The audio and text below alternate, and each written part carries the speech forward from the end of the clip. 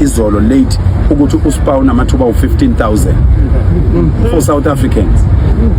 Kade sizwa manje ukuthi lapha eThekwini indawo eziningi almost 1,000 emsebenzi evulekile. Kunendawo eyodwa ekhanda opholoni la eMbilo ekwazi ukuthatha abantu abawu500 replacing 500 foreigners. Now if you are telling me ukuthi we are xenophobic and then ade sibona manje lapha kuna 15,000 wabantu baseMalawi.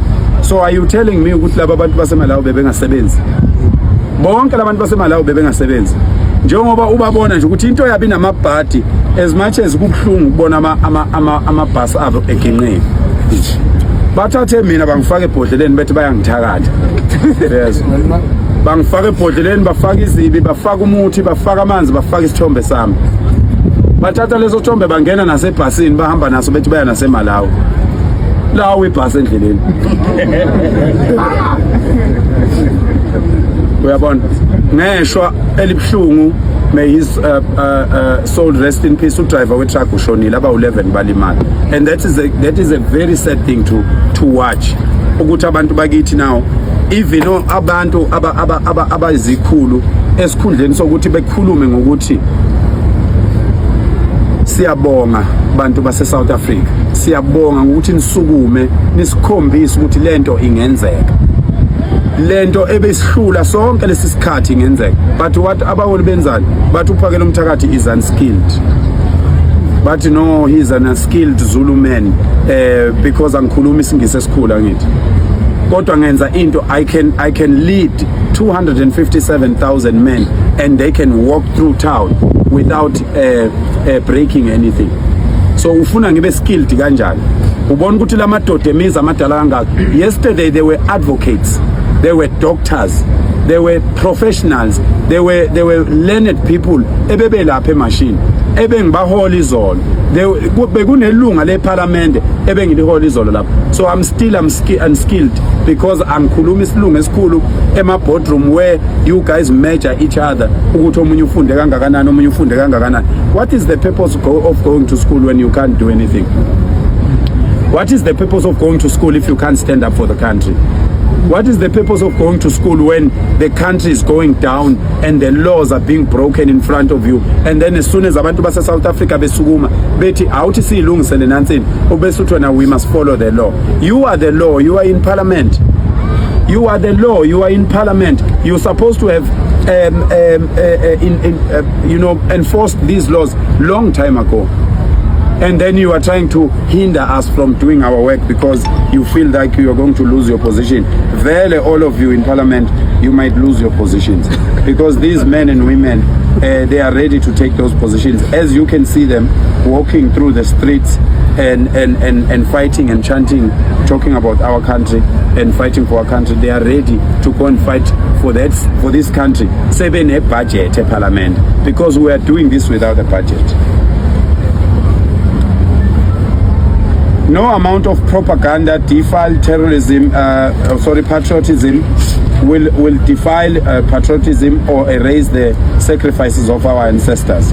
We as Insizwa Nomsizwa Development Foundation, we have noted the utter contempt of disgust, the cowardly and malicious campaign by certain individual political opportunists who have resorted in spreading falsehoods and fabrications that our struggle and commitment in South Africa are funded by Israel and other Western powers. Sengiyagcina la sengizonikeza imibuzo ngoba izinto eziningi engizokwazi ukuyiphendula izokhulunywa nina kodwa ngizosithola lesi statement. This was very important for me to touch. First of all, I want to thank the South Africans. People won't believe ukuthi we spend a week almost 15,000 rand worth of fuel going around a week, and that money comes from South Africans.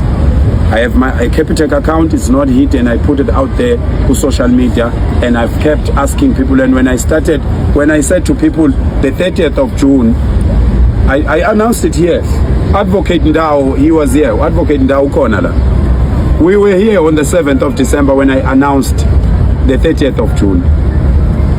And when I said that, people said, no, he's crazy, he's a Zulu man, he's barbaric, he's not educated. So I don't care. Mina ngifuna kuba educated. Mina ngiyazala, ngizala ingane. Angidingi kuba educated. Ngizala ingane zabantu abantu ongeke uyibuze mayiqhamuka la. Uyabona ngoba lokhu kufunda kweni kudayilutha negazi nizala ingane engafani. Uyabona. So ke ngangilapha ngimemezela umhla 30 June 2025 2026. Abantu bathi ngiyahlanya ngenza yonke into. But more than 2 million illegal immigrants have left this country. As we are talking right now, we have our intelligence in the borders. People are leaving because they know ukuthi sizoqhubeka nalento. They understand. Today I got a call from a guy from Zimbabwe. We spoke for 30 minutes. He was ebonga abantu base South Africa. Enibonga abantu base South Africa. Ebonga ukuthi nibakhumbuza ukuthi bona bangamadoda ngempela. If you are a man, you are calling yourself a man, and you are here in South Africa. You left your child, you left your wife, you left your relatives, you left your own place, your own land of your forefathers, and you are sitting in South Africa for 5 years without seeing your child. But you got a nerve to confront uphakela umthakathi ohlala neingane zakho obona ingane zakho every after 2 weeks. You want to confront me and say I'm xenophobic, I hate Africans. You hate yourself. You hate yourself as an African. You can't leave your child. You can't be away from your child for 2 years. You cannot be away from your child for the whole year. The only soldiers are allowed to do that. Not a person enjoying himself, drinking all the savannas and Black Label and everything here in South Africa, enjoying that because they say Black Label in South Africa is more nicer. Is more nicer than the Black Label in their country. Can you really come to another country just for fun, for food and other things, and leaving your kids alone in your own country? My African brothers, let us bring back the true African spirit. The true African spirit, the first line of defense of any household is a man. Umusu sesa South Africa wena uhleli ubusa ingane zakho ishiye zonke ngokwesintu sethu thina abantu abansundu. Into umsebenzi wokuqala wendoda nje ukubheka umndeni wayo.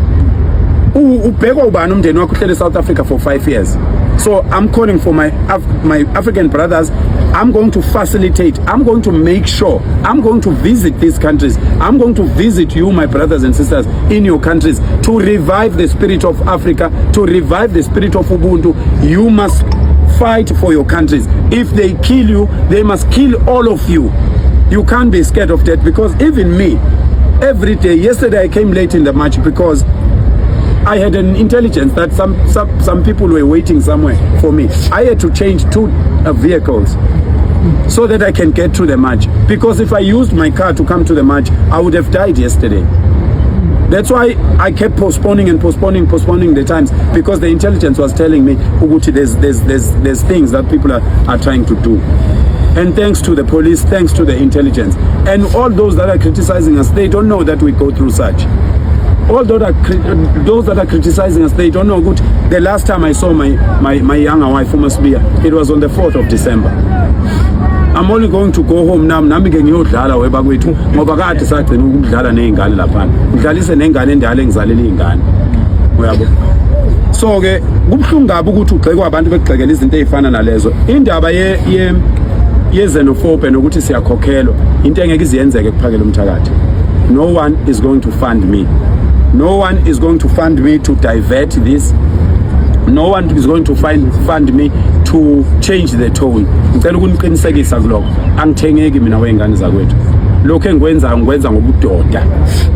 Lokho engikwenza ngoba ngiyindoda. Ngikwenza ngoba kuyi-responsibility yami njengendoda ukuthi ngisukume, ngikhumbuza abaholi, ngikhumbuza ubaba egcekeni ukuthi baba ngiyakucela, sicela unake thina njengezingane zethu. Hulumeni awukuthi uzame ukusikhuzela laba bantu esibe nomoya omuhle kubo. For more than 25 years ama foreigners ehlele South Africa. We were very nice, and then boom, ngo December they make a video and say we are going to take this land. Okay, so we know they can't take their land because they can't take it back to their countries. But the worst thing they said, the worst thing, they said they are going to take our women. awumthinta umfazi kwaZulu, akathintwa umuntu wesifazane kwaZulu. Yiyo ke into yasisukumisa leyo. Sathi uyabona ke abasho lokho kuphela. Uma bethi bazothatha abafazi bethu, ngoba abasho ukuthi bazothatha intombi, bathi bazothatha abafazi bethu. Inhlamba ke leyo uma windoda ukuthi nje wena ungarelaxa uthi ngoba wakho umfazi akabakakhulumi ngaye awunankingi, ngoba bazomthatha ngempela. Bazomthatha ngempela. Nizwile nje kwenye province uDeputy Mayor, the whole Deputy Mayor indoda yakhe yaseNigeria. The whole Deputy Mayor ubefihla abantu endlini yakhe. uDeputy Mayor uthandana neNigerian elingasebenzi. Uthandana uDeputy Mayor, Google the news, they are there. Uthandana neNigeria elingasebenzi. Uthathe abantu bakubo baseNigeria wayobafihla endlini yakhe. Uthatha osibale engabe uyahamba uDeputy Mayor ayodeputize le eNigeria. Usebenzisa ama-state resources nendlu kahulumeni nemali kahulumeni nemali yabanye abakhokhi bentela ukuthi afihle abantu bokufika bangekho la abalapha ezweni ngekho emthethweni. Ngane zakwethu owethu umyalezo uqondile. Owethu umyalezo uqondile. Sithi izwe alilungu, akubuyisa imithetho, akulayinile la sizonifakela khona nizoqhubeka nakho nikufunde, kodwa asikwazi ukuchitha isikhathi sikhulume ngezinto esisadinga ukwenziwa sineminyaka ewu32 sisemandleni. iSouth Africa ina 32 into democracy. We can't be still planning. Things needs to be done now. Insizwa Nobusizwa Development Foundation nizobona lapho ku statement izoqala manje namhlanje ngomhla ka1 to force izinto eziningi lapha eThekwini. Hayibo. Ngibani lo nonginikeza izinto zengane? Yeah. Kuyabona ngathi ngiyazala. Ngalo kunezinto zezingane emkhulu.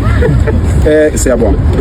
Bengenandaba nokujuluka mina. Indoda mayikhuluma into eserious iyajuluka.